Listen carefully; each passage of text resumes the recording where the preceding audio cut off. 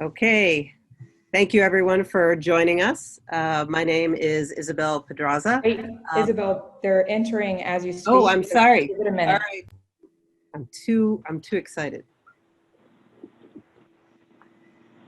All right, for anyone who's listening, we're just going to give everyone a minute or two to join. What we've been doing in the past is if everyone can tell us in the chat box where they're from so we can get an idea of where our audience is.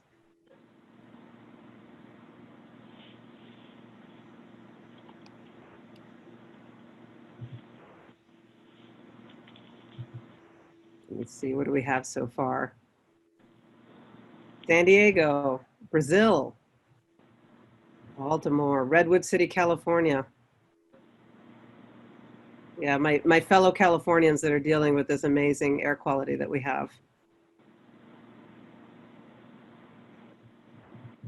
New Hampshire, I spent many years living in New Hampshire.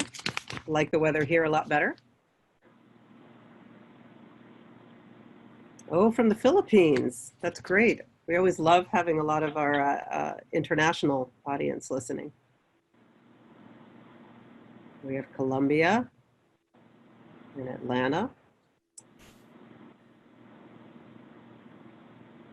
All right, we're just going to give one more minute here.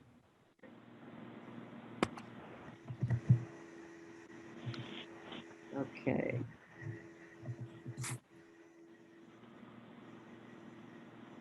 Okay, I think we're going to go ahead and start. I want to welcome everyone. Thank you for joining us this evening. My name is Isabel Pedraza. I'm an assistant professor of medicine and in pulmonary and critical care here at Cedars Sinai Medical Center in Smoky, Los Angeles. It's my pleasure to be moderating today's ATS COVID-19 Critical Care Training Forum. This webinar happens every Tuesday night at 8 p.m. Eastern Standard Time or 5 p.m. Pacific for those who have a tough time with the time difference. I'm really excited about our session tonight. We have with us clinicians who are going to talk about their experience in management of post-COVID symptoms. They founded and are running the Center for Post-COVID Care in New York City. As I said, I'm Isabel Pedraza. I'm the director of the Medical Intensive Care Unit here at Cedars Sinai Medical Center. We'll be speaking with Zijian Chen, who's Assistant Professor of Medicine, Endocrinology, Diabetes, and Bone Disease, and Director of the Post-COVID Care Center in New York City. We'll also be speaking with Ossama Samuel, who's Associate Professor of Cardiology at Mount Sinai Hospital in New York. We'll be speaking with Allison Navis, who is Assistant Professor of Neurology and sees neurology patients through the Center for Post-COVID Care in New York. And Jigna Zatakia, Assistant Professor of Medicine and Critical Care and Sleep Medicine, also from Mount Sinai, New York. We have sessions that we have recorded from the past, and you can see all the interesting topics that we've covered. All of these recordings are available free on the ATS website. You can either search for ATS COVID Forum or type in the link that's shown here. We have 16 episodes so far, all of them posted on this website, so please check them out because they're very interesting topics to review with experts all around the country. We have some upcoming ATS COVID CCTF topics, including the care of post-ICU COVID patients and the other topics listed here. These will all be, we'll be speaking with experts from across the country, so please try and join us. And here, I'm sorry, I went over it. Please also remember to evaluate today's forum and also feel free to share topics that you'd like to see discussed at one of these forums. I'd like to thank our ATS CCCTF chairs, Laura Crowder-Alexander, who's with us today, Neeraj Shah, Sushma Cribs, and Viren Kaul, who is also with us today. I also wanted to thank our team of trainees, who I believe are mostly from UC San Diego, Alex Cipro, Cameron McGuire, Ali Ashgar, Neil Jones, and Mark Ralston. Thank you for all your work. And of course, we could not get any of this done without the wonderful ATS staff, Lauren Lynch, Liz Guzman, Eileen Larson, and Rebecca Fish. So thank you all for all the work that you put in for this. There are no relevant disclosures for myself, but there are other, any other disclosures are posted here. And here are the educational objectives for this activity. There will be CME credit given for that you can claim for this forum. So I'm going to stop there. And I want to start with Dr. Zijian Chen, if you could please share your screen. Dr. Chen, I'm sorry, let me just give you a second. Can you share your screen with us? You have to end your share first, I think. I'm sorry. So Dr. Chen graduated from Stony Brook Medical School, did residency at St. Vincent's Hospital in Montefiore, and fellowship at Mount Sinai, Beth Israel. He's currently assistant professor at Mount Sinai, and he is medical director of the Center for Post-COVID Care.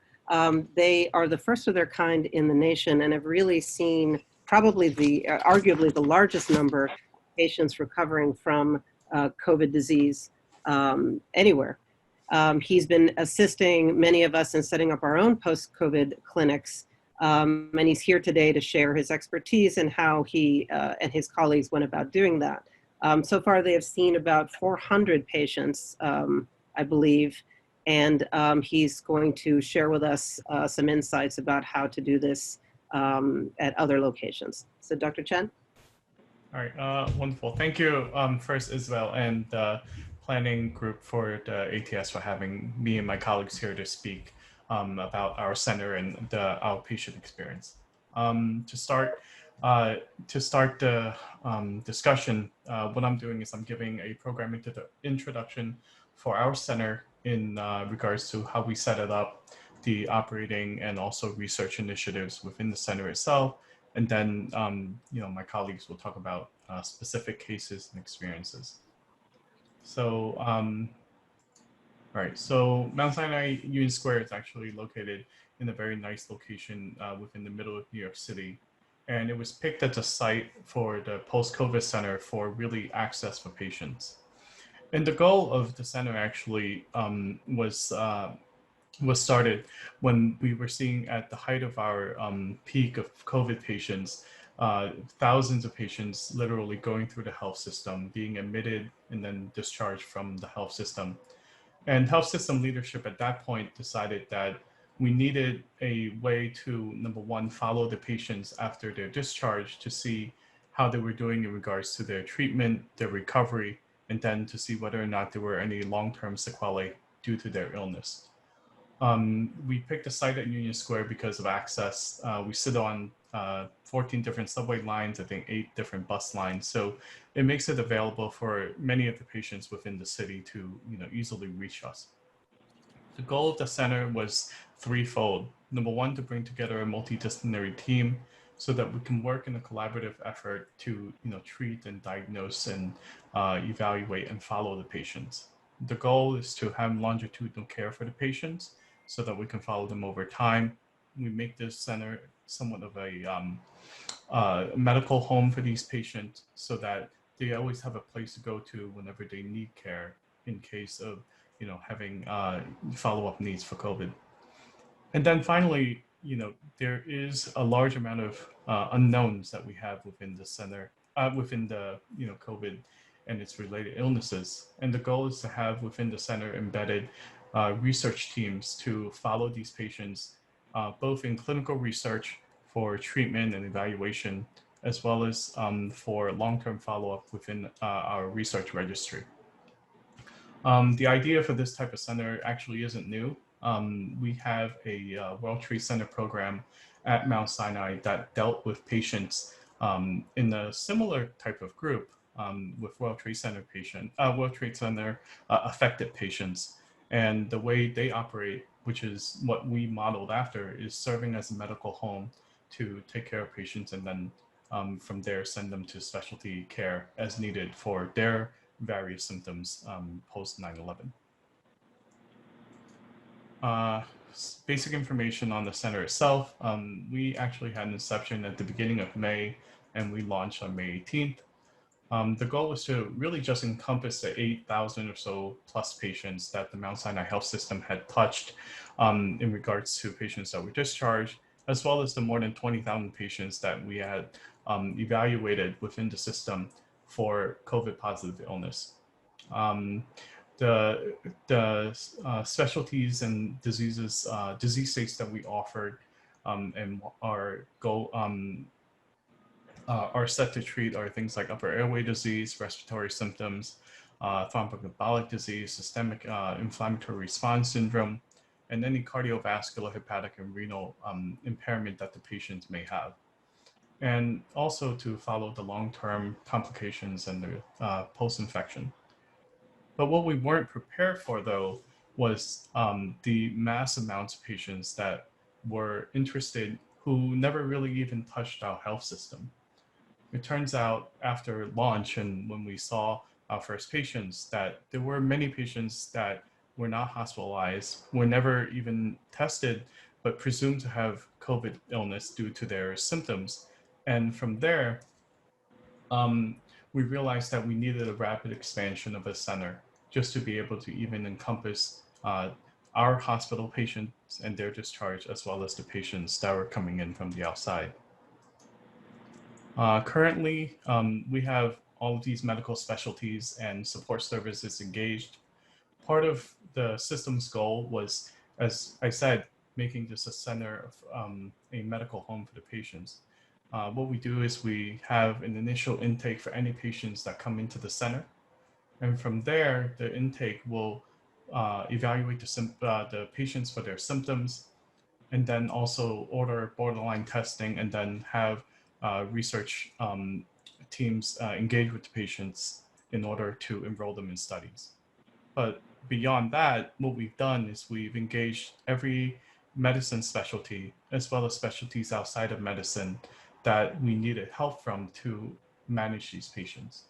And as you can see, all the specialties we have now, including my colleagues who are coming to speak with us today, we've been very engaged as a team to collaboratively help these patients and evaluate them and provide them with really timely care. And in regards to the clinical research, currently we have a registry that's active and recruiting patients. In a month's time after IRB approval, they recruited about 180 patients so far, and that number is growing day by day. There's a very good interest in regards to patients and how much they want to be a part of the research to assist us. The goal for the registry itself is, again, longitudinal follow-up with labs and imaging. What we do is we also track the patient's symptoms, what management they've gone through within the system, within our specialty physicians and their practices, and then what type of recovery they're having.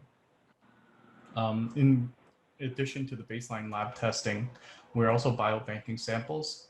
And the goal for the biobanking is to have further collaboration down the road with other specialties and other doctors, research ideas, in order to see whether or not, these samples.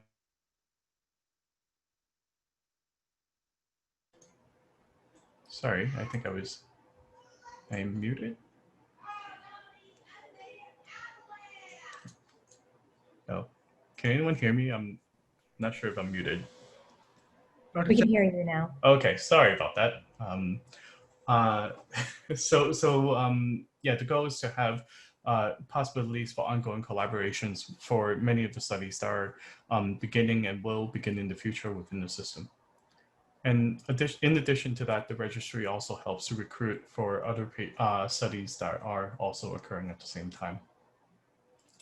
In regards to volume and treatment experience, and I think my colleagues can speak more to that by specialty, but overall, the most common symptoms that we are seeing for patients are really respiratory, cardiac, or neurological in nature.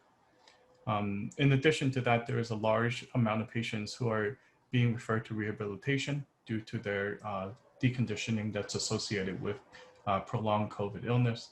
And then, of course, there are ENT complications that are being seen as well. And the final thing I want to thank Isabel again, mostly because she actually reached out to me first to talk about how to set up care at her center. And as I told her, I welcome anyone else who may be starting a center of their own within their own practice, within their health system, and to further discussion on how we can serve, the patients that we're seeing. One of the biggest things we've noticed at the center is that the volume of patients is very high, and the wait time is very long despite us being able to ramp our ability to see patients. So in the end, I think there needs to be a very big collaborative effort within all of us, medical systems and our practices, to be able to expand our capacity, know that these patients are there, and then start taking care of them.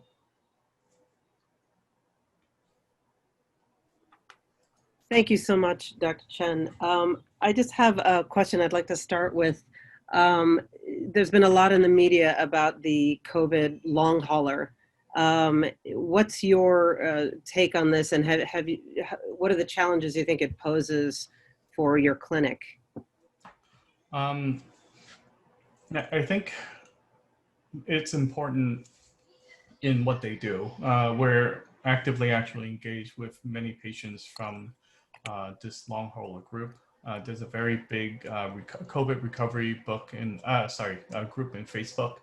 I think it's last I checked, maybe 90,000 strong. And when you look at these patients, what you'll see is that you're certainly going to see patients that are in need. These are patients with real symptoms that are having likely real disease, that's post-COVID, and they need care. And that's the goal of our center, is to provide care for these patients. But there are also other patients which are either having symptoms that are unrelated to COVID, but grouping themselves within this patient group. And that is concerning because what happens is it dilutes our efforts in order to take care of these patients. So we need to take really special care in trying to, sift out the, patients that may not be suffering, post-COVID. And that is difficult at times, given the availability of testing in some areas and also the accuracy of testing in some areas. The other thing I see within these patients is that there's a lot of misinformation among the patients themselves, because such a forum, unfortunately, is not very well moderated. And because of that, it's very easy for different patients themselves, even if they're real patients, to kind of muddle the story a little bit, depending on, the how much voice they have within, these groups. I think what we are trying to do is to really get a good message out there as to what we're seeing, the type of symptoms and treatments we're using, and then from there, really set the story straight. I also have one other question, and then we can get on to the next presenter. Anyone who's looking to set up one of these COVID-specific clinics, if you had to give them sort of the biggest piece of advice that you can give them before setting it up, it would be what? I think the advice is number one, and that's the easiest bit, is be prepared for volume. There are a lot of patients out there who will come looking and trying to get care. So if you are to start, be prepared either to handle the initial volume or be able to escalate as quickly as you can. The second thing in regards to seeing these patients is knowing that they will come with a large amount of information from, other doctors that have seen them before, and be ready to try to examine this information and be as clear as you can when you're explaining to them what type of help that you're going to try to offer them, and where you're going to be sending them. Because when they come in, they will have very large expectations for what you can do, but you have to be very clear with your expectations as to what you're trying to do at the practice, which is really to examine their symptoms, see what is really the underlying cause, and then to treat the symptoms. And then the third thing I think is the care coordination part. You have to work with your administrators, you have to work with your leadership to make sure that the specialties that you need for the center that you're setting up is available. And it should be available in short time. Many of these patients have waited months with being sent to different doctors and different practices and only to come to you for answers. So you want to be able to be very agile in your response to get them the help they need so that they're not waiting, those extra months in order to get, even get to see you. Yeah. Yeah, and I think that was advice that you gave me, is be prepared for the tsunami that might come in. Okay, well, thank you so much. I want to get on to Dr. Samuel. Do you mind stopping sharing your screen? Absolutely. Okay. Did that work? I believe so. Hold on. 1 second. Okay, and now I'm going to share my screen. I'm just going to say, if people keep chatting questions, I'll just keep answering them. Okay. Okay. Next, I would like to introduce Dr. Ossama Samuel. Dr. Samuel was one of the co-founders of the Center for Post-COVID Care. He got his degree in Ain Shams University School of Medicine in Cairo, and he did his residency and fellowship in cardiology at Beth Israel Medical Center in New York. He's currently Associate Professor of Medicine at ICANN School of Medicine at Mount Sinai and Associate Chief of Cardiology at Mount Sinai Beth Israel. He's Clinical Director of the Mount Sinai Downtown Cardiology Clinic and has 25 years experience caring for patients in the New York area.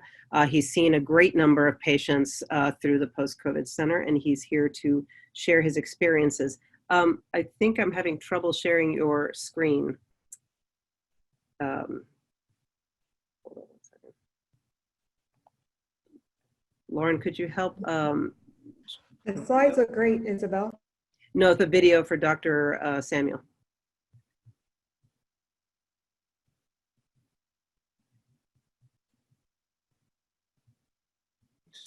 Okay. Hi, thank you so much, Isabel, for this kind introduction. And the host asked you to start video. Okay. Thank you for sharing the slides. If you don't mind moving the slide. I was asked to start discussing cardiac patients that we see in the center by choosing a couple of cardiac cases to present. As Dr. Chen said, it was a tsunami, and we've been dealing with significant number of patients that come to us from the center, and even patients of ours that we followed for years that had COVID, and when we saw them in follow-up, we started seeing the medical problem and cardiac problems that they're having.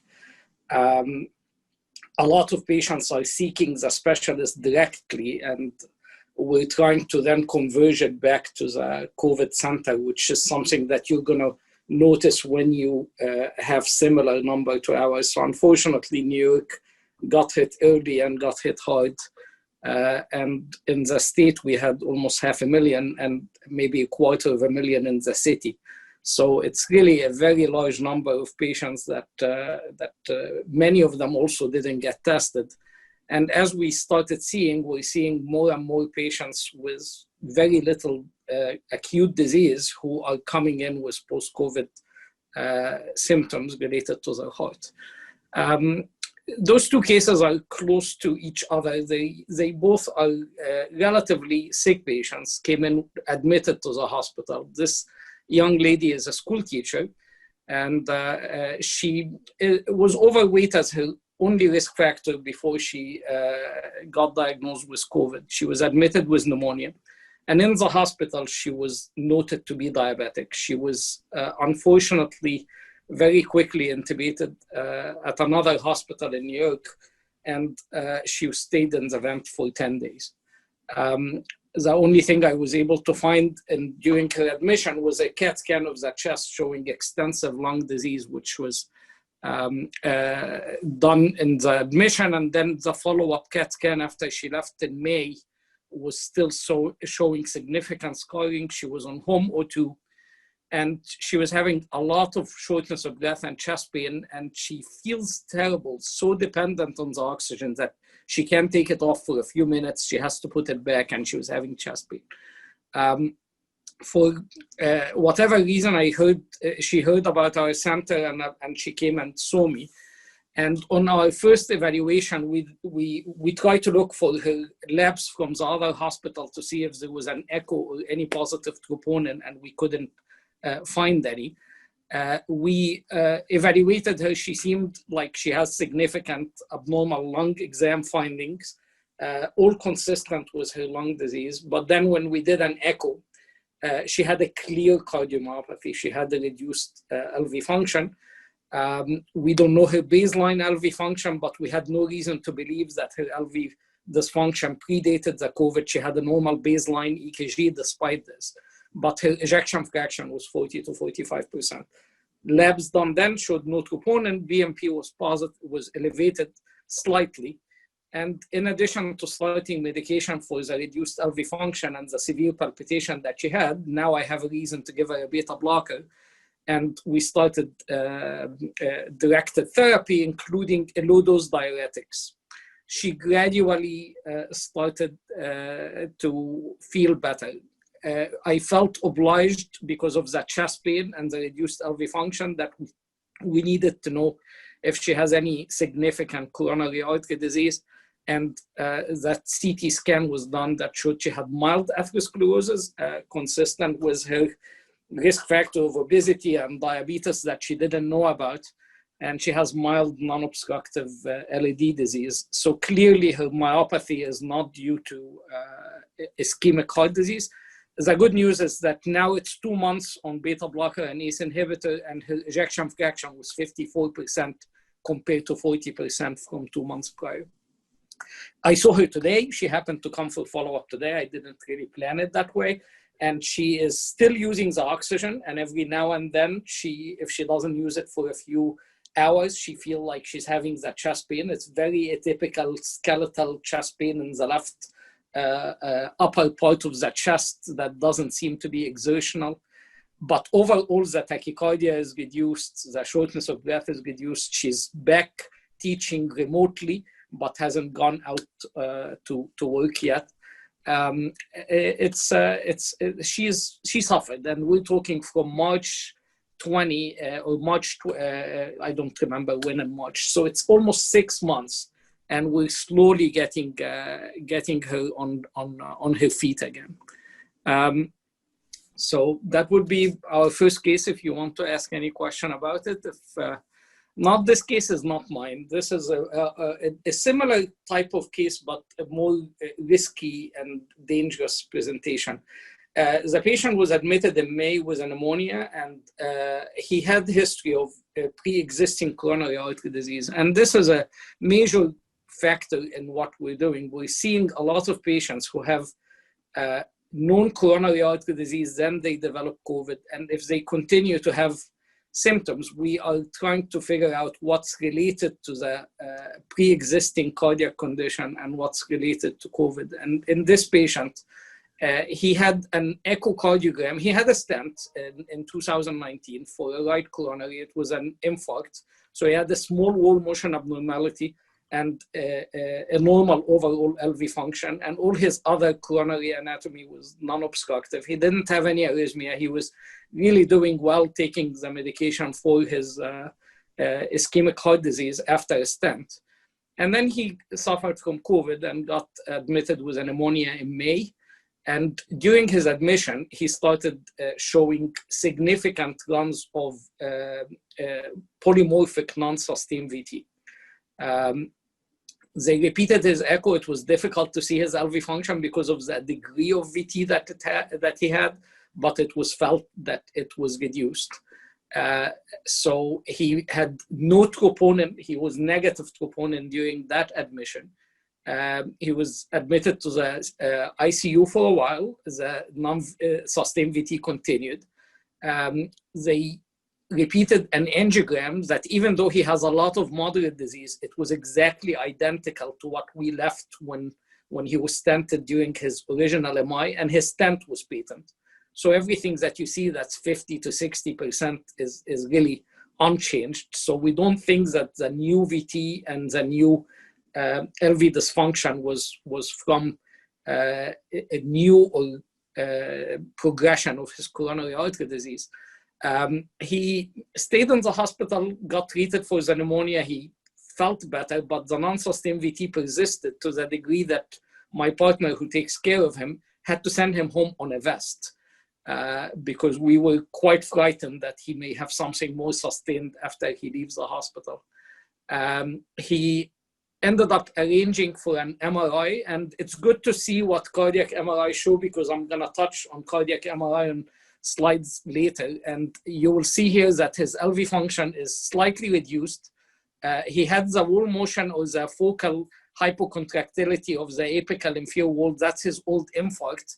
The RV function is normal, but then he has this mild subpericardial edema and biventricular enhancement that is not following an ischemic pattern, and that's basically two T2 images visually assessed. And I'm not an MRI expert by any means, I'm a clinical cardiologist, but that's how I see MRI reports. There is no T1 mapping and T2 mapping, which you will see later on in most clinical MRI reports. It's a visual assessment of inflammation done by the naked eye, not measured by the computer. And there is the gadolinium enhancement that goes along with myocarditis, and the MRI doctor is smartly reading it, saying similar enhancement pattern could be from sarcoidosis in case that could be in your differential, but it's more consistent with post-COVID myocarditis. So, and that's where we are concerned about certain number of patients that may have heart disease or not, that they may have myocarditis that can put them at risk for arrhythmia. The treatment for this patient is 3 to 6 months of bed rest, and if the arrhythmia continues, he would need potentially treatment for that by a device or antiarrhythmic medication or ablation or whatever it might be. In the meantime, since his LV function is slightly reduced, if he wasn't on a beta blocker, which he should have been, an ACE inhibitor was added, you could consider adding medication for the LV dysfunction that he has. Luckily, in both patients, as you saw, it was mild, and it seems to not have persisted. So my patient from 2 months ago, the EF was 40, now it's up to 54. And this patient, during the hospital admission, it looked much more significant, but it could have been from the ectopy. But by the time he had the MRI, it's up to 52%. So we see a lot of patients, a lot of chest pain. Many of them are chest wall pain, non-exertional, very atypical. I don't know if it's from the pneumonitis, the inflammation related to the bilateral pneumonias that they had, any pleurisy. Medication and gastrointestinal, as always, is in the differential. We've had several patients who had multiple episodes of pericarditis. Some people had one, and I had 2 patients that had recurrent pericarditis after subsiding with initial treatment with anti-inflammatory drugs, and then a few weeks later come back. We've seen the 2 myocarditis cases I presented. I have another case that had severe myocarditis that was more close to the acute presentation within 3 weeks of the acute presentation with severe reduced LV function and almost cardiogenic shock. We needed to put a balloon pump on that gentleman. He was taking care of Mount Sinai, and they did a myocardial biopsy that was non-specific. The coronaries were normal. That patient, after got treated with steroids, and there is a small group of patients men with myocarditis that Mount Sinai tried steroids and had immediate and rapid recovery of LV function within the admission. So that patient, after he went home, after treating the myocarditis with a completely recovered LV function, had already 2 episodes of severe pericarditis without myocarditis. Troponin negative, the LV is normal, but there is pericardial effusion and severe pleuritic and pericarditic chest pain. So we're quite concerned about whether those repeated pericarditis episodes would lead to more damage to the pericardium and cause constriction and things of that nature. Once you have chest pain and you saw a diabetic patient, 48-year-old, morbidly obese, you have to rule out coronary artery disease. The other patient already had known coronary artery disease. So chest pain after COVID, we still have to think if our patient is at risk of having existing coronary artery disease. I don't want to discuss the embolic and thrombotic coronary artery disease. We saw a few of those during the acute cases of COVID, so acute MI related to COVID thrombosis and acute strokes from that. So now we're talking about post-COVID, we're just going to have patients with chest pain and we need to rule out that they have existing coronary artery disease. And I had a patient the other day that had severe pneumonia, is still following with her pulmonologist with repeated CAT scans. And for whatever reason, she's complaining of edema. And I'm thinking, well, she had known history of varicose veins. She's my patient for years. And I thought maybe she had some COVID myocarditis. And I'm thinking of doing an echo. And then I decided I'll also rule out a DVT. And we found a subacute DVT. This is 3 months after her presentation. The thrombus was recanalizing in the leg. And there's no doubt this lady was having symptoms in addition to potentially some thromboembolic disease at the time. We didn't find any acute PE now, but she got treated for with anticoagulation for the subacute thrombosis that we found in her veins. So you have to think of thromboembolic disease during the acute phases. Dr. Fuster at Mount Sinai is starting an international trial about anticoagulation, randomizing patients to low molecular weight heparin and NOAC, I believe, apixaban. And we're basically enrolling patients during the acute phase for this, but you have to also consider that a patient who might be coming in with symptoms later on may have had thromboembolic disease at the original time, as I saw in this patient with subacute DVT.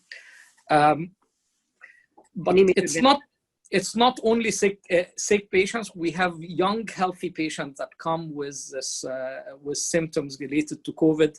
And I see a lot of patients, and my partner see a lot of patients with dysautonomia, postural orthostatic tachycardia syndrome, where the patient's heart rate goes up, but her blood pressure does not drop. And those patients suffer significantly from this. And it's in a very disturbing emotionally for a 30 or 20-year-old to feel extremely sick when they weren't before, from simple things like standing up or walking to the fridge or doing any minor activity. And it's a struggle, and we're hoping that similar to the POTS that we see after in astronauts and women when they come from space, it's more common in women.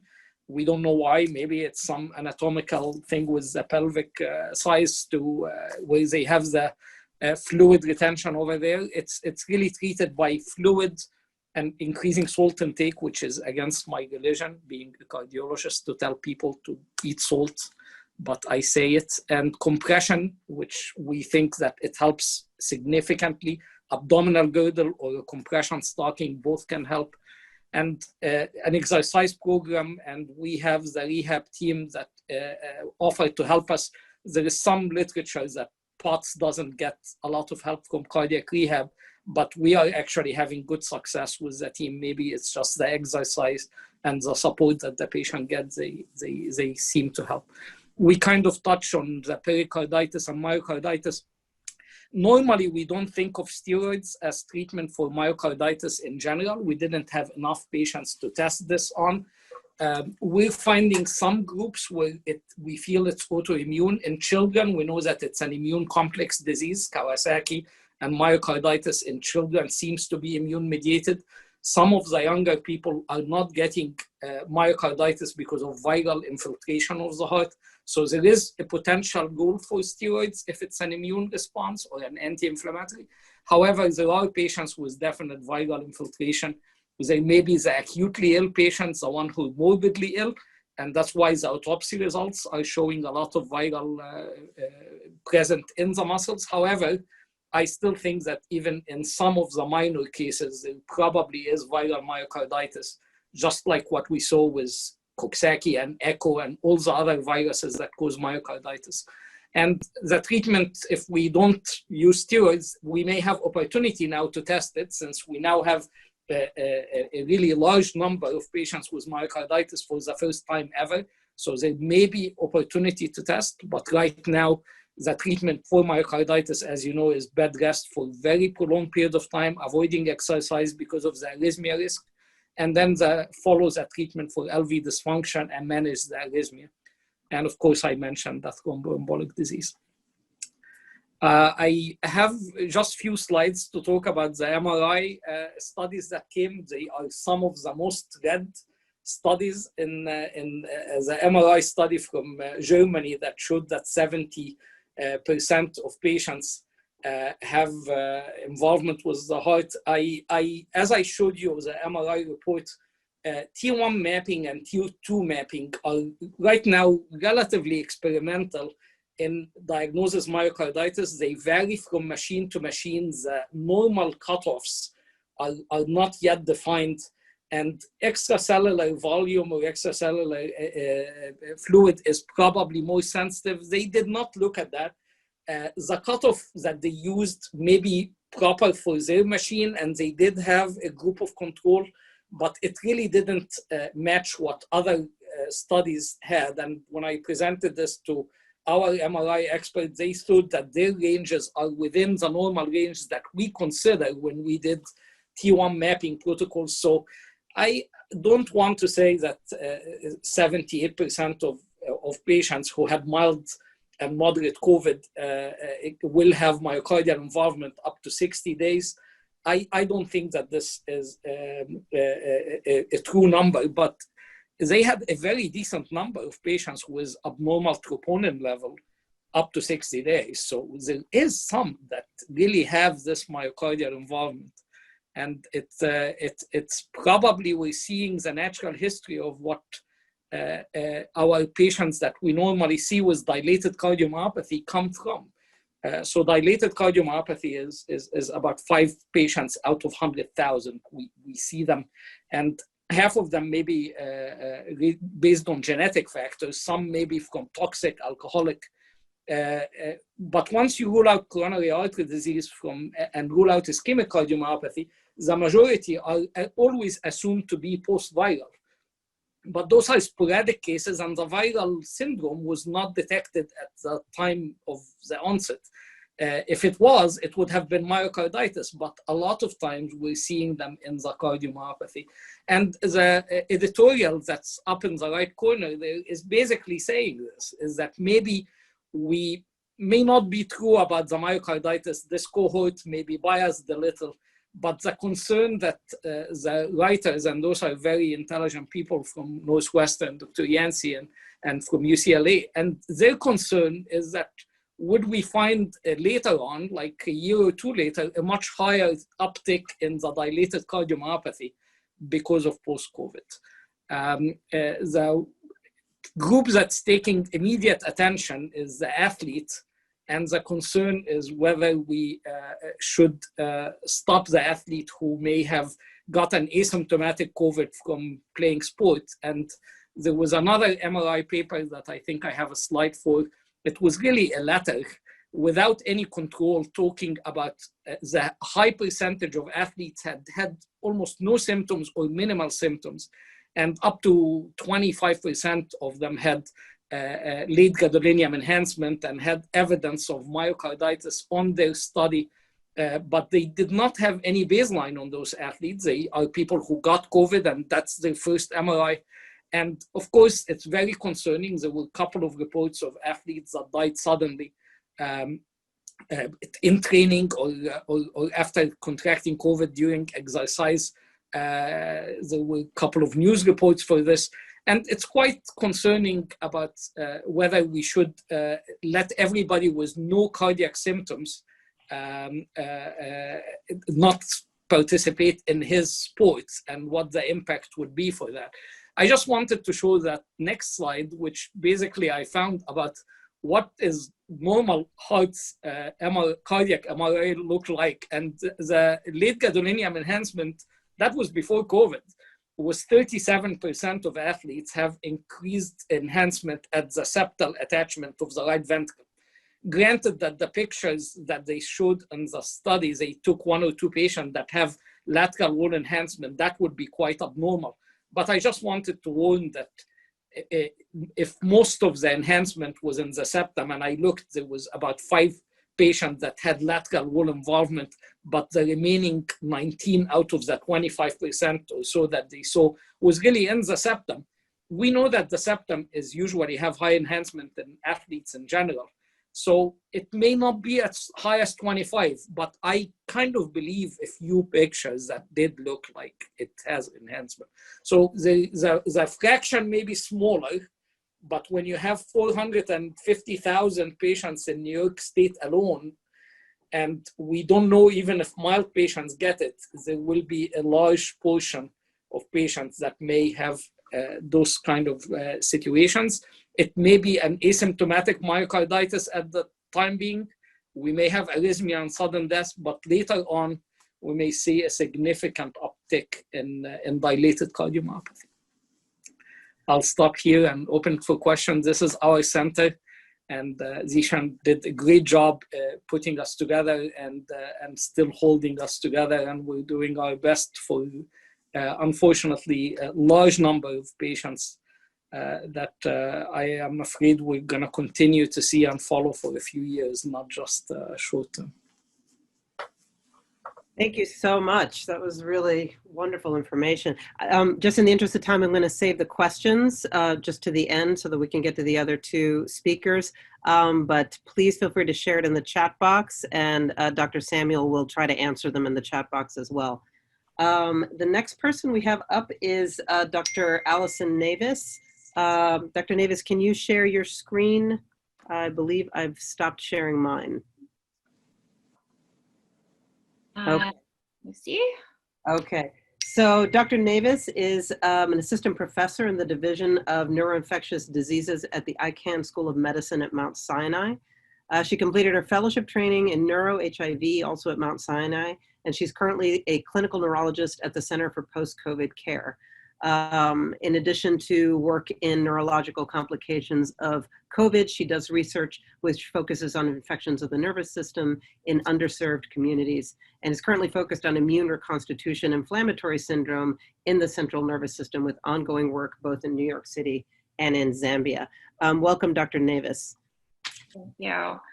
All right, so I'm just going to touch base on some of the neurological issues that we've been seeing with COVID. I know this is not a neurology audience, so going to just talk about the common things and what we're thinking might be underlying it, and practical steps that can be taken to try and address this. So the first thing that I'm going to talk about is the cognitive issues we're seeing, or this encephalopathy, which is the confusion or impaired consciousness in these acutely infected patients, as well as the brain fog that we're seeing a lot of in the post-COVID patients. So here's 2 representative cases. The first one was a 62-year-old male who had hypertension. He had been admitted to the hospital with severe COVID. He had hypoxic respiratory failure and was on a mechanical ventilation. He actually got intubated several times. He had other complications at the hospital, including anemia requiring several blood transfusions, supposed superimposed bacterial pneumonia. He received antibiotics, Solumedrol, convalescent plasma, and a heparin drip. And in total, he was hospitalized for 42 days. On discharge, he was extremely weak. He likely had a critical illness myopathy, but it was slowly improving. He did have some cognitive concerns, mainly memory issues and word finding difficulty, but that also was seeming to improve according to his sort of family members, they didn't feel like it was as bad as when he was discharged. He did have a CAT scan of his head done. He had fallen after he left the hospital. He was taking aspirin at the time, and it did show a subdural.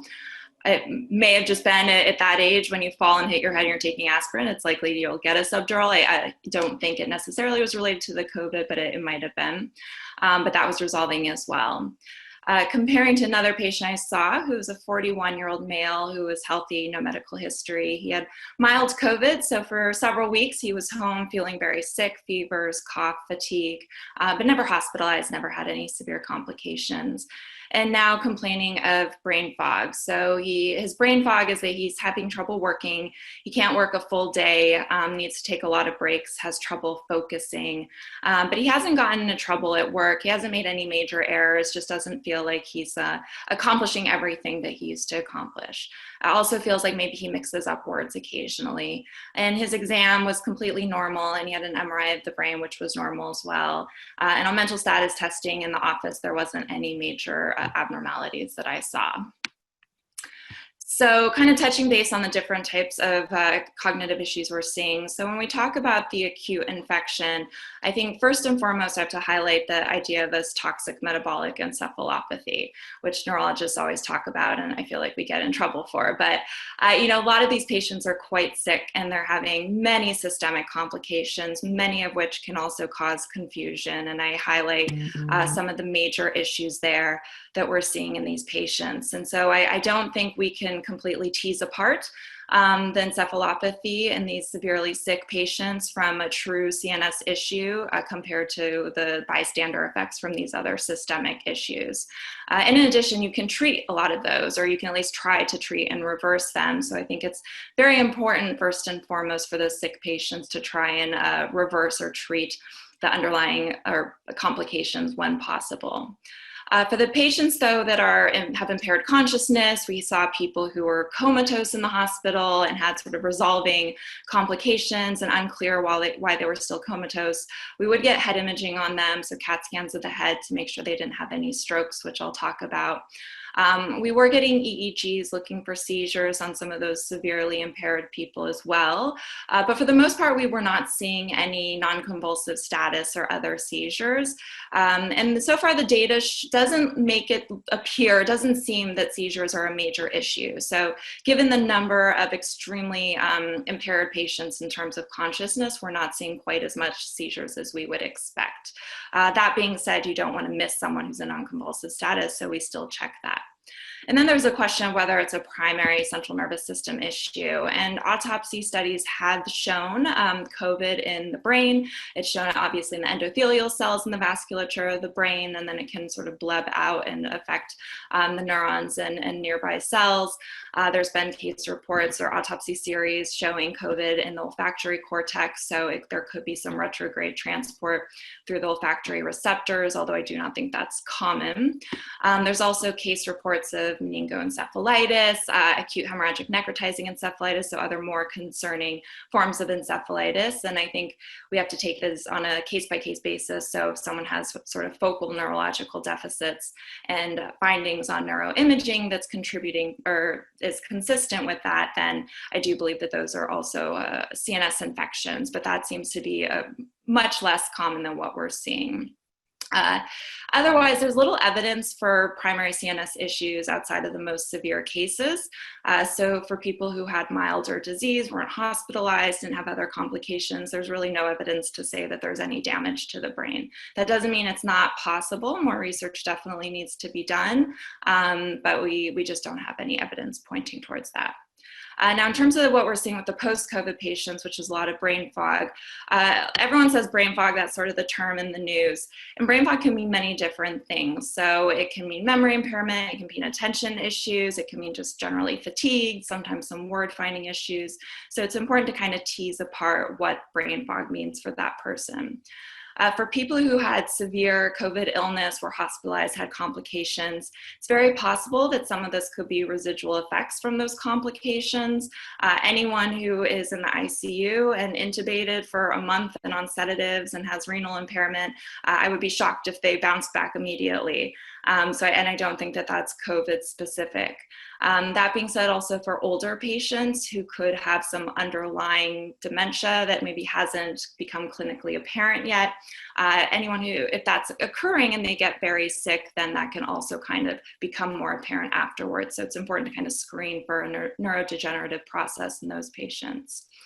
And for those patients, they don't tend to be complaining of brain fog as much. They might note some cognitive issues, but they tend to notice that it's improving from when they left the hospital. And so that makes them feel better. And so it's not sort of the main complaint. I'm seeing this more with the people who had mild illness. And so for those patients, I'm doing my full workup and exam. I'm checking sort of the cognitive blood work, which I listed below. I have been getting MRIs on people just to make sure that we're not missing any small strokes or anything like that. So for the most part, those MRIs have been normal. So I do think for those younger patients, especially if their brain fog means more like trouble with attention at work, that it's very important to assess the other factors that could be contributing to it. So I think we really need to highlight the effect of mood in a lot of these patients. There's a lot of depression and anxiety. There can be some PTSD from the experience of having COVID. I think everyone, COVID or not COVID, is dealing with a lot of mental health issues right now, and that can absolutely contribute to brain fog. Sleep deprivation or sleep cycles that have been thrown off can absolutely contribute to brain fog. Diet, exercise, all sorts of things can contribute to it, and those are things that can be potentially addressed and treated. And so in general, when we talk about brain fog, it's not considered a primary neurological disorder unless there's some neurological deficits or clear findings on imaging or neuropsych testing if there's deficits. But if it's this sort of vague constellation of just trouble concentrating, not feeling like you used to feel, but not really impacting your life, I do think it's important to still assess other factors beyond just the brain that could be contributing to it. Then talking about stroke, so this is something that we are seeing, and this is definitely a neurological issue. So my stroke colleagues at Mount Sinai published a case series in the New England Journal of Medicine of these young patients coming with large vessel occlusions. And this is one of the patients that they saw. So this is a 37-year-old male, no medical history, no risk factors for stroke, who came into the ER with reduced consciousness, a right-sided weakness, slurred speech, and some sensory deficits on the right side that started about 16 hours earlier. He had no prior COVID symptoms, no fever, cough, shortness of breath, anything like that, but he had been exposed to someone with COVID. In the ER, he tested positive for COVID, and he had a CAT scan that showed a left middle cerebral artery stroke. He was unfortunately outside the window for TPA, but he was able to undergo clot retrieval.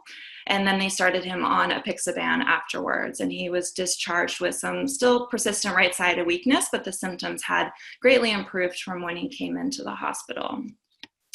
So the strokes that we're seeing, again, it could be anywhere from like 2 to 7% of admitted patients. So definitely something we're seeing, but not extremely common. It can occur in older patients with known stroke risk factors or in younger patients without any risk factors. And for many people, it may be the presenting symptom of COVID. So I think anyone coming to the hospital with a stroke should be checked for COVID. It can be a small vessel lacunar infarct. It can also be a large vessel occlusion. It can occur in different vascular territories, so there isn't like a stereotyped appearance to it. We're also seeing the presence of these autoantibodies in a lot of these patients. We haven't had too much follow-up data to comment on whether it persists, and so I do think there is a question of whether COVID is triggering these autoantibodies, which is part of this coagulopathy that we're seeing, or if this is sort of a transient effect of the critical illness, but oftentimes they are elevated in the stroke patients. And again, the underlying etiology of the stroke is probably the systemic vasculopathy and coagulopathy that we're seeing. I don't necessarily think it's unique to the central nervous system, so I don't think there's a special CNS vasculitis that's going on. I think this is just part of systemically what's happening, and if people are having blood clots, eventually one of them is going to make it to the brain. There's no clear guidelines on what to do with these patients. In general, we're treating them acutely as we would any stroke. and then they're undergoing the full stroke workup. At Mount Sinai, and I want to stress that this is just a Mount Sinai, this is not a guideline. I'm not saying this is what people should absolutely do, but we were starting anticoagulation on all the stroke patients unless it was a clear lacunar stroke with poorly controlled small vessel risk factors, in which case they would just be started on the typical antiplatelet. But otherwise, patients coming with no known risk factors and a large vessel occlusion or even a small vessel stroke would get started on anticoagulation and continued for 3 months after discharge, unless they did have potential risk factors. There are some risks in that. If someone had a large stroke, obviously they could bleed into the stroke, so it's not completely without potential harm, but given the underlying potential coagulopathy, that's what we were doing. And then again, just stressing the importance of checking for COVID in anyone coming with a stroke, especially younger patients with large vessel occlusions. So we're moving on to the peripheral nervous system. So unlike the brain, which is protected by the blood-brain barrier, which does a pretty good job at keeping the brain safe, the peripheral nerves are very exposed to anything going on systemically. So this sort of inflammatory process that we're seeing throughout the body can definitely affect the peripheral nerves. So in acute infections, we are seeing the rarer syndromes like Guillain-Barré syndrome. We're seeing like plexopathies, brachial plexopathies, and other forms of neuropathy. Sometimes they're very severe with major deficits. We are treating those as we normally would with IVIG or plasma exchange or steroids. If it's not causing any major deficits, then we're just keeping an eye on them. And for the most part, they do tend to improve. The post-COVID patients, though, are commenting a lot on sort of sensory changes, numbness afterwards. Sometimes it started with COVID, sometimes it started afterwards. I'm seeing some small fiber neuropathies and then some larger fiber neuropathies as well. And I think this is either part of an inflammatory process or it could be ischemic in some patients if they have a very sort of dense sensory loss or a neurological deficit. So one of those microemboli could have caused some issues with the nerve. And for those patients, we're getting EMGs if we need to. Otherwise, we're treating them symptomatically just with neuropathic pain medications. If we feel like they need steroids, if it's sort of a more severe neuropathy, we are giving that. But for the most part, just keeping an eye on them. And a lot of people are improving. I know Ossama touched base on the dysautonomia. A lot of people are coming in with clinical complaints of dysautonomia.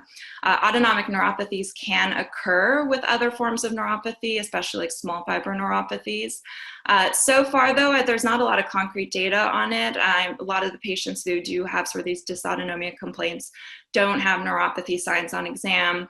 I have sent a couple people for autonomic function testing and it did come back normal. Again, it's a very, very small sample size, so I can't say what's actually going on. It is possible that maybe there is some underlying autonomic issue, but it's not affecting the nerves enough to show up on testing.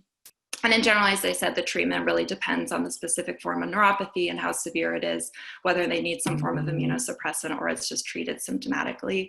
And for the most part, I'm also just working them up for other potential causes of neuropathy, which I listed there below, because I think there is some harm or potential danger in just assuming that everything is immediately due to COVID and not working them up for other common etiologies. So I don't want to miss anything else that could be addressed and treated. And then the last thing I'll mention is headaches, which we're commonly seeing. It can occur often with the acute infection. It's not uncommon to get a headache when you're sick. Anyone who's ever gotten the flu or a bad cold probably has gotten a headache. And it doesn't necessarily mean there's no CNS issue if it's occurring in the absence of other symptoms like nausea, neck stiffness, neurological deficits. But if there are other things going on, then that should trigger some concern for another process. And for many of those patients, the headaches do improve afterwards, but for some, it does persist. So in the post-COVID center, we are seeing a lot of people coming in with headaches. Oftentimes, they're described as sort of a constant headache. So it's always there. Sometimes it's very minimal, like they just notice a little pressure, but then it fluctuates in severity. Oftentimes, people say it's frontal. People describe it as sort of a pressure, like almost like when they're in an airplane and their ears start to pop. We like to say in neurology, there's no such thing as a sinus headache. It's usually just a chronic sinus headache. It's usually a headache that's another type of headache that hasn't been diagnosed. But I do wonder for these patients if there is some sinus component, since COVID does affect the upper respiratory tract. It can cause issues with the sinuses, especially that pressure-like changes. In general, for the headache patients, I think a neurological assessment's warranted just to make sure there aren't any red flag signs that might trigger a workup for something like a sinus thrombosis. But for the most part, these patients have had normal imaging and no red flag signs. So I've been treating those patients. Oftentimes I've been giving Medrol dose packs. That's something that we give for status headaches in general, but especially for this post-COVID headache, it could help a little bit with the inflammatory process if that's what's triggering the headache. For those with diabetes who can't get steroids, you can also do like a 7-day course of high-dose non-steroidal anti-inflammatories, so like diclofenac for a week straight. And then in general, starting them on preventative headache medications as well. I haven't had anyone come in and say that they feel a million times better after getting the Medrol dose pack, but some people do feel like it improves things a little bit, but nonetheless, oftentimes starting those other preventative medications to see if they feel a little bit better. And that's it for the very brief neuro side. I'm not sure if we'll take questions now or later, but thank you. That was great. Thank you so much. There's one quick question from the chat box. Is the brain fog restricted to just post-COVID patients, or is that a general term? So that's definitely a general term that we hear, but I think the sort of media news has picked it up. And so a lot of patients are coming in specifically saying brain fog, but brain fog basically can mean anything with cognitive issues. So it can be just concentration problems. It can be concentration and memory issues. So it's a fairly vague term, which is why it's important to kind of tease apart what it actually means. Okay, and you had mentioned that you were treating a lot of these post-stroke patients with COVID. What's your anticoagulation protocol that you use? For the most part, they were receiving Eliquis. I know in the hospital, we were basically following sort of the hospital protocol for anticoagulation while they were inpatient. So sometimes Lovenox, sometimes Eliquis. If there was concern for a very large stroke and bleeding, sometimes a heparin drip with lower PTT goals. And then discharging usually an Eliquis or one of the NOACs, again, for just about 3 months, unless there was signs of other risk factors. So they did have underlying AFib or heart failure that would concern or make it warranted to continue anticoagulation. Okay. Well, thank you so much. I just want to make sure in the interest of time that we get to our last speaker, who, hold on one second, if you can stop sharing your screen. Hold on one second. Okay, and I'm going to share mine.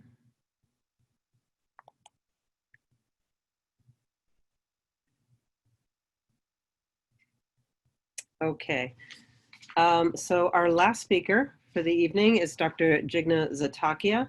Dr. Zatakia graduated from West Virginia School of Osteopathic Medicine and completed a residency at Brody School of Medicine in Greenville, North Carolina. She did her pulmonary and critical care fellowship in Richmond, Virginia. She was at Baylor College of Medicine in Houston until 2019 when she joined the Mount Sinai Health System as a pulmonary and critical care physician with a clinical interest in interstitial lung disease and pulmonary fibrosis. And she is also one of the founding participants of the post-COVID clinic, and she will be here talking about the types of complaints that she sees in clinic. Dr. Zatakia? Thank you, Isabel, for inviting me. This has been great so far. So I came to this talk with a different perspective. At the height of COVID, I spent the first 16 weeks from March 1st to June in the ICU. So switching over to clinic was being on a different side of the spectrum, where I have now seen greater than 100 patients with positive COVID PCRs who were not hospitalized with subacute symptoms that have continued, at least for the pulmonary respiratory system, for greater than 12 weeks. So I'm going to briefly go through a case and then discuss majority of the findings or the lack of findings, and then how we go about addressing symptom management. Oh, sorry. Apologies. So I had a patient come in first week of June who's a 50-year-old male presenting to my clinic. Since March 20th of 2020, he's had some shortness of breath, dyspnea, and exertion. And he was seen by a drive-through where he was told that he had a positive COVID swab. So since then, he's had symptoms of dyspnea and exertional dyspnea. So his past medical history includes childhood asthma, but no use of recent inhaler regimen or steroids or antibiotics since the age of 15. He also hasn't had a pulmonologist as an adult. No recent hospitalizations for any respiratory symptoms in the last decade. Surgical history, positive for inguinal hernia. Family history for prostate cancer in father and grandfather. He has a smoking history between 15 to 20 pack years, but quit a decade ago, and no previous alcohol use. Until March 20th, 2020, he was working with pharmaceutical sales, and since then he's been home. No previous exposures, occupational or at home. No exposure to World Trade Center, asbestos, lead, mold in his current environment. He's a dog owner but has never owned a bird. And for other pulmonary significant history, he lives alone, does not have any carpet in the home, no allergic or environmental triggers like plants, no central air, and has an AC unit in the window. So when I met him, he had continued symptoms for greater than 12 weeks, including shortness of breath, which had become episodic at that point at rest, but continuous with any exertion, including taking a shower, bending down to pick up his laundry, or trying to cook, including symptoms of palpitation, chest wall pain, and I think Ossama had alluded to some of these things in one of his cases too. One of the most profound things I'm hearing in a lot of these patients is that their fatigue is debilitating. This patient was a daily person who cooks daily for himself, was able to go grocery shopping and be very active, and now to do his daily activities was not able to. He had to pick between working full-time versus doing his activities of daily living, including grocery shopping or cooking and things like that. So as I mentioned, his previous exercise tolerance included strength training and weightlifting 3 times a week, and he was able to walk 20 blocks each way to his work and able to climb 4 flights of stairs prior to COVID. Post-COVID, he is short of breath and has palpitations at the top of the first flight that he climbs. He sees himself slow down at the end of first block that he's walking, and he tries to pace himself. So most patients that I'm seeing are coming to me from the Center of Excellence with significant pulmonary symptoms, and they've usually had the blood work including ESR, CRP, and most times I am getting a D-dimer and a BNP if they haven't seen cardiology already. Prior to the interview with me, patients get to fill out Dyspnea 12 score and a stop bang score. And post-interview with me, they're scheduled for a lung function test and a chest x-ray if they haven't had one in 6 to 8 weeks prior to the visit. However, a lot of these patients have had a chest x-ray. A fair number of them have had more than one chest x-ray that's been normal. And so we encourage all the patients that come to the clinic to bring their imaging. And if all of the imaging to date is normal, we discuss whether they've had CT chest imaging or angiograms in the past. So depending on what workup is done prior, the patients get CTA chest versus CT chest high resolution versus a chest x-ray. If the patient gets a chest x-ray, it's read in clinic by me within the same visit, and if it's abnormal, we move on to further testing prior to the next visit. So depending on what the symptoms are and who else the patient has seen prior to me, I oftentimes, if they have palpitation, dizziness, chest pain, refer to cardiology, and depending on what the stop bank score is, they also get referred to sleep. So the Dyspnea 12 score, as a lot of you I'm sure are aware, is a comprehensive and a concise score that globally scores the severity of breathlessness. The advantage to this score is that it has been validated in studies across many lung diseases, including COPD, asthma, interstitial lung disease.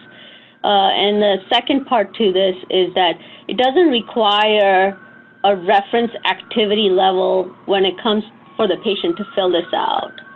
And the last part that I like about this score is that the first 6 questions allow us to look at the physical findings that go with breathlessness, and the last 6 questions go along with the emotional and the psychosocial findings that go with the breathlessness. So the scoring allows me to kind of understand where the patient is in the symptomology and the phase of how this has debilitated their functional status, whether it's affecting their emotional health. And then we discuss that post a workup. So this is a stop bang score, which is pretty simple, and what I appreciate about this is that it's pretty quick and easy for the patients to recognize. And the score here, most patients who get a home sleep study are in the intermediate scores, so I usually write for a home sleep study if they're between 3 and 4, and then if they're high score, then they get a sleep study in lab, which is arranged before they're discharged from the clinic. So in the past 12 plus weeks that we have been running with this Center of Excellence and post-COVID pulmonary clinic, these are some of the manifestations that I've seen in patients that were not hospitalized for COVID and were asked to observe supportive care through March and April for their pulmonary symptoms. So a fair number of people I'm seeing include having symptoms of upper airway edema, and number of PFTs that I have encountered with some flattening of the extrathoracic flow volume loop has been surprising. There have been inconsistent findings, but definitely there. And when I refer them to ENT, I do get the feedback that it's consistent with airway edema and sinus drainage and chronic inflammation. Gastroesophageal reflux is definitely top on the list, and a lot of patients tell me that they acutely had it with increased severity, it improved largely, and then it returns back. And I wonder if it returns back because of the interventions like high-dose NSAIDs, trial of prednisone versus just inflammation. So that's something to be looking into when addressing these patients' symptoms. Chronic cough, a lot of us pulmonologists see this anyways in clinic, but it's definitely increased in these patients as time goes on and they continue to be symptomatic. A fair number of people have had pulmonary embolisms, not as many pulmonary pleural effusions. I've had one patient who's completely asymptomatic, only presented with left-sided pleural effusion, but was post-COVID antibody positive. He had an exudative effusion with no microorganisms, but we weren't able to test for COVID for that. So pulmonary embolism, that could be a webinar of its own with COVID and pulmonary embolism.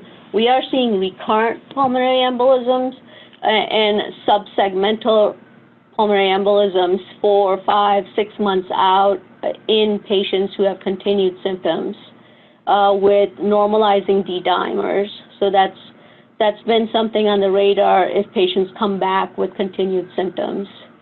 Of course, pneumonia is something that we try to pick up in the first visit on a chest X-ray. And costochondritis has been a confounding presentation for a lot of these patients. Most patients who come to me prior to seeing me are told that all their symptoms are related to costochondritis. So it's already been addressed a fair number of times before they're seeing me.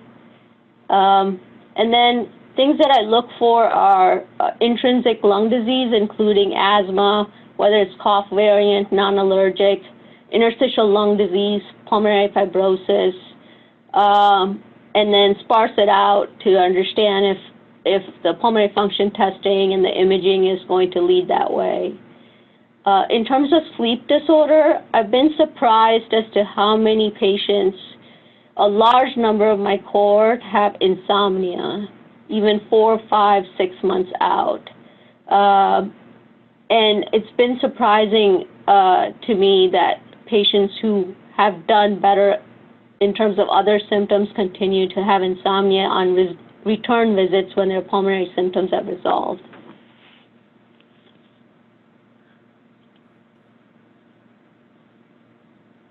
So my patient here had a elevated D-dimer, but the inflammatory markers were normal.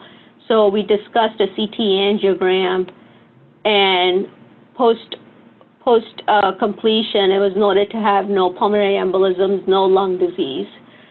However, he did have findings, although inconsistent in all 3 trials, did have findings of flattening of the extrathoracic flow volume loop finding, and he was sent to ENT, and they noted him to have upper airway edema, and he was started on steroids, and he's significantly improved since then.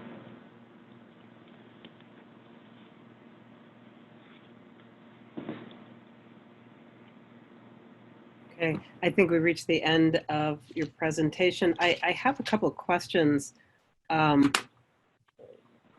Okay, sorry, I thought I was muted. I have a couple of questions. One is, often we see these patients and their workup is completely negative. Do you have a cohort of patients that might present with sort of either atypical symptoms or persistent shortness of breath despite all workup really being negative? And what do you do with them?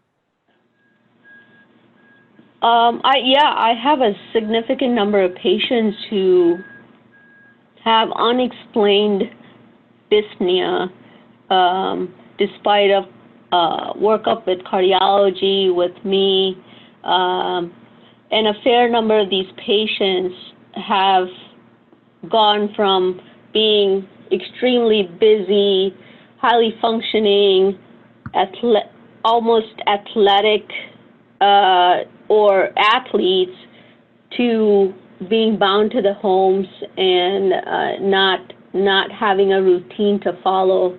So a fair number of times what it takes for a lot of these patients is trying to restore their sleep cycle, addressing routines that improved their mental health in the past, and then in terms of the dyspnea, really addressing an introspection of the definition of their dyspnea and when they're seeing it in terms of what part of the day is it, what activity is really doing it. A fair number of young people that I see, especially men who feel better one day, they'll go and try to run their 6 miles as they were doing previously, and then they can't do anything for 8 days. So it's having a discussion about we need to put in place a graded activity and exercise regimen, addressing routine and diets. So a lot of these patients that I'm hearing from initially in the acute phase, they've lost about 8 to 12 pounds because of the illness, especially if a lot of them had diarrhea. And then because of the quarantine and a fair number of people didn't have cooking skills, so they've eaten out and stayed at home with no activity and have put back that weight plus more. So now they have more inactivity, increased BMI, and, you know, poor sleep cycles. So addressing a lot of the lifestyle changes, I've had patients give me positive feedback and tell me that when they started graded exercise regimens or routines, is improved their breathlessness scores, at least the latter half, to address, you know, just dwelling on the shortness of breath rather than proactively addressing it. One of the questions we got, what's the role of cardiopulmonary exercise testing? Do you employ that a lot in your clinic? You know, I think there is a role for it. Unfortunately, our lab currently is not doing it. I personally would say that a lot of the young people, and maybe Ossama would agree, that would be from my point of view, if I'm seeing an athlete who's previously running 6 miles a day and now has COVID and is not able to run what they were used to or even run at all, I know their lung function is probably going to be near normal. The question is, what is their limitation, you know, and where's that coming from? So I think they would have a better yield in terms of an answer from a CPET, a cardiopulmonary exercise test, than they usually do from a pulmonary function test, because a lot of those PFTs are normal on almost all of these patients. Yeah, we're very interested. Dr. Donna Mancini is the director of our heart failure at Sinai, and she has a CPAT lab and is very interested in testing patients. There was some concerns at the beginning about infection from aerosolization from the stress test. I think in New York, we're moving a little bit further away from this, and she is excited, and we should collaborate and start referring her patients. She has a very respectable lab. Actually, that was one of the questions is, do you employ any COVID testing for patients that are coming to see you or not? Yeah, so everybody who comes to the pulmonary clinic has to have an antibody that's positive. And in order to be scheduled for the lung function test in our lab, they have to have a COVID PCR swab done within the 5 days of that test. Okay. Yeah, we abandoned testing before stress testing, and for most we're just using our precautions. The patient is advised to wear a mask, and we advise to wear a mask. If the patient remove his mask in the middle of the treadmill, we should be in our N95. So I advised everybody, just in case, to be in N95 while the patient is exercising, because they may remove their face mask. Just a couple of just quick questions. I realize it's gotten very late for everybody. What is the time period in which you check pulmonary function testing? That was one of our questions. And what's the intervals that you follow them for this? So most patients I'm seeing at this time are at least 8 to 12 weeks from their initial acute symptom onset. So they get the lung function test probably average at 10 weeks from the symptom onset. And then if the patients have any abnormality or are significantly symptomatic, they come back at 16 weeks or 4 to 6 months to get the repeat PFTs. They're already scheduled on the same day as the visit with me. I just wanted to ask one last question here. Have you seen cases of patients who may have had relatively mild disease and they come in with CT or X-ray findings consistent with pulmonary fibrosis or other interstitial lung disease? Yes, so we've had probably at least 20 to 30 patients thus far who have findings of interstitial lung disease and maybe a third or less of fibrosis. And in the near future, we will be enrolling in a prospective trial for an antifibrotic assessment for these patients.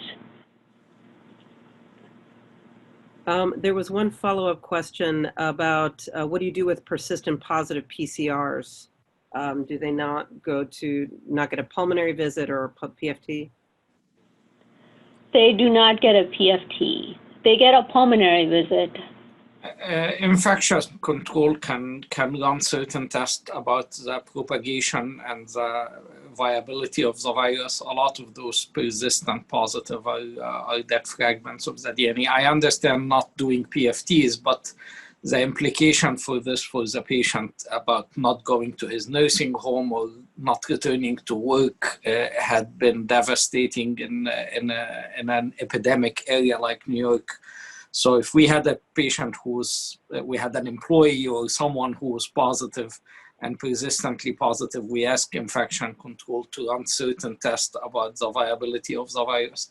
I don't know if you would accept him to do PFTs at this point, but at least that person can return to life.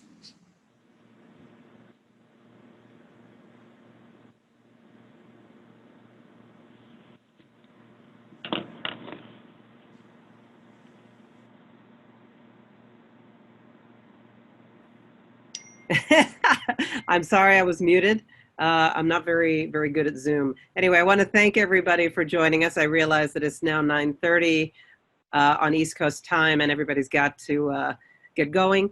I want to thank all our panelists. You really gave us a lot of great information. We're really glad that we were able to draw on all your experiences. This recording will also be available on the ATS website, so make sure to check it out. And have a great night.